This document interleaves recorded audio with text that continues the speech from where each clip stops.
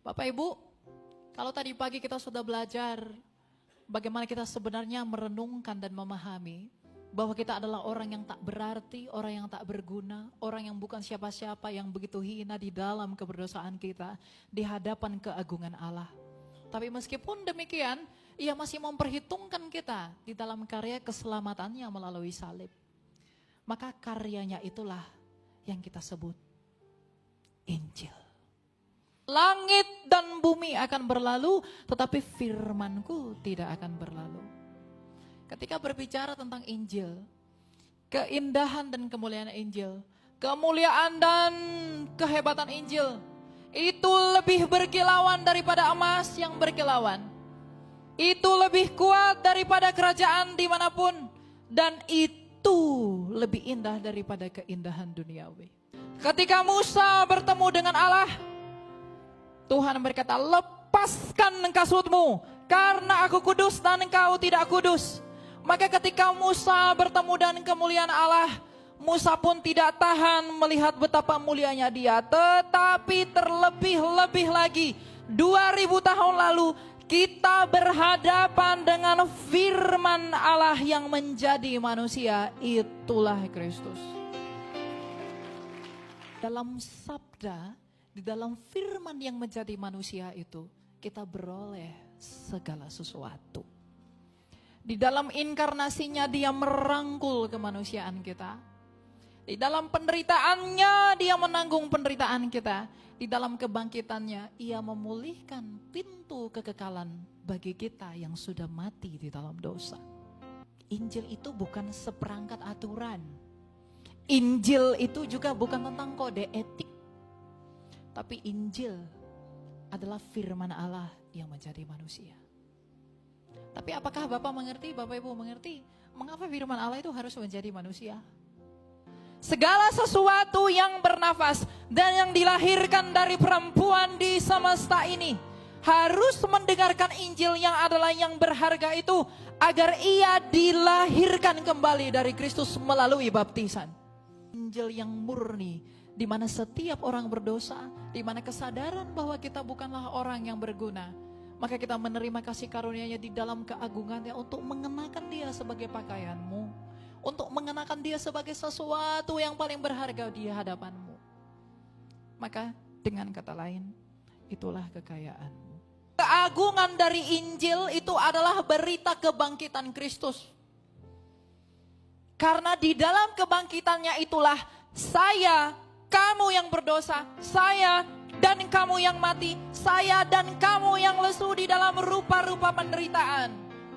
Jiwamu didandani oleh Injil, jiwamu punya pengharapan di dalam Injil. Jiwamu itu dihiburkan di dalam Injil. Jika engkau berpikir bahwa hal-hal bendawi dapat menghibur jiwamu, engkau berpikir bahwa kekayaanmu bisa menghantarkan jiwamu, engkau berpikir bahwa apa yang ada padamu bisa memulihkan keadaan jiwamu, orang-orang terkaya tidak akan menderita. Orang-orang paling berhikmat tidak akan mati.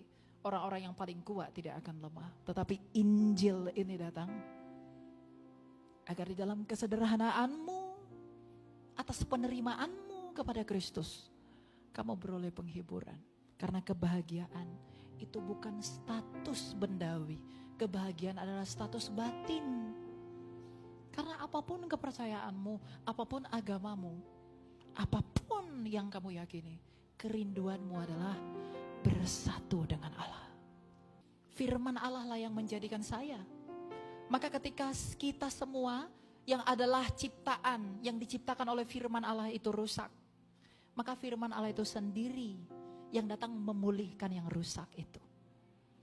Makanya dengan agung Injil Yohanes mengatakan firman itu telah menjadi manusia.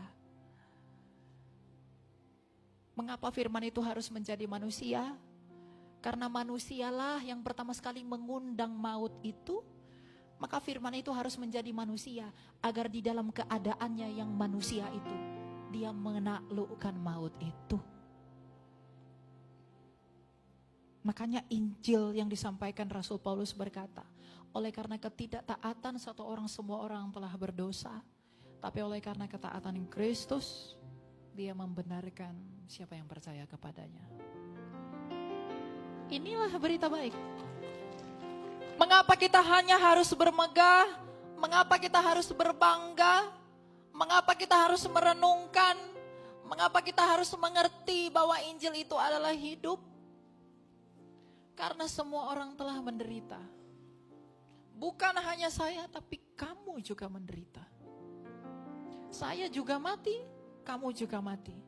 Pernahkah kamu membayangkan bagaimana penderitaan Kristus yang adalah Sang Injil itu?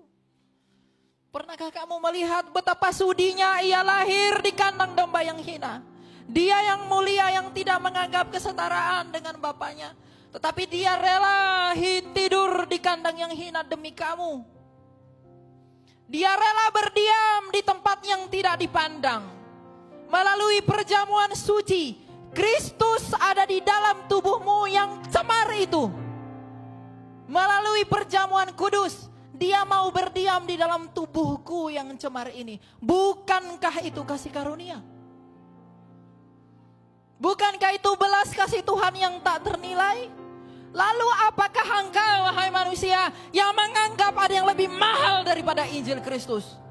Apakah engkau sehingga engkau meninggikan dirimu yang memperkatakan sesuatu yang menentang anak manusia bahwa ada yang lebih berharga di luar dia? Kalau kita mengerti bahwa salib itu ternyata begitu berharga, di dalam cinta dan kasihnya kita dipulihkan, di dalam cinta dan kasihnya kita beroleh hidup, di dalam cinta dan kasihnya kita dipersatukan dengan karunia-karunia dan misteri di dalam perjamuan kudus, maka tidak ada yang bisa kamu banggakan selain dia. Maka apa tuntutan dari Injil itu? Kita sudah sadar bahwa Injil itu yang paling berharga. Lalu apa yang dituntut Injil itu di dalam kita? Ujilah dirimu sendiri. Lihatlah sejauh mana engkau mencintai Allah. Lihatlah sejauh mana engkau memandang pada salib. Lihatlah sejauh mana engkau sadar bahwa pengorbanan Kristus itu begitu berharga. Yang dimana dengan kesadaran itu engkau berbuah, hidup, dan tinggal di dalam ketetapannya. Ujilah dirimu. Injil menuntut kamu untuk bertobat. Injil menuntut kamu untuk metanoia, kembali kepada jalan Kristus. Pernahkah engkau menangis karena mengaku dosamu? Atau engkau hanya menangis karena meminta sesuatu? Pernahkah engkau membayangkan bagaimana tancapan paku yang ada di tangannya? Pernahkah engkau membayangkan bagaimana dalamnya mahkota itu? Pernahkah engkau membayangkan betapa dalamnya lambungnya yang tertikam itu? Barang siapa yang memandang rendah pengorbanan ini, dia akan binasa dalam kebodohannya. Lakukanlah semua pekerjaanmu, melayanilah oleh karena cintamu kepada Kristus. Lakukan semuanya karena cinta sama dia. Apakah yang kita lakukan? Apa yang kita balaskan? Kebaikannya dia yang tak berdosa menjadi berdosa. Apa yang kita lakukan membalas itu? Bukankah kita membalas kebaikannya dengan dosa? Bukankah kita membalas kejujurannya dengan tipuan? Bukankah kita membalas pengorbanannya dengan melupakan dia? Bukankah kita membalas kasihnya itu dengan durhaka pada hukumnya? Ini bukan teguran buatmu, teguran juga buat saya. Saya mengatakan ini bukan karena saya sempurna di hadapan Allah, saya yang paling berdosa. Tapi agar di dalam dosa ini, di dalam pengakuan kita orang berdosa, kita semakin bersyukur karena merenungkan kasih karunia Allah yang tak terbatas itu. Dosa kita memang begitu besar, tapi kesabaran Allah lebih besar. Maka hiduplah sebagaimana yang Kristus kehendaki. Hiduplah di dalam kasih. Jadi kalau kita hari-hari ini sedang nyaman di dalam dosa, keluar. Itulah yang Injil ini tuntut dari semua dari kita. Engkau berani meminta. Engkau berani memperkatakan hal-hal yang berusaha merayu dia. Engkau berani memohon. Engkau berani mengemis kepada Kristus. Engkau berani berharap padanya, tapi kau tak pernah berani memberitakan namanya.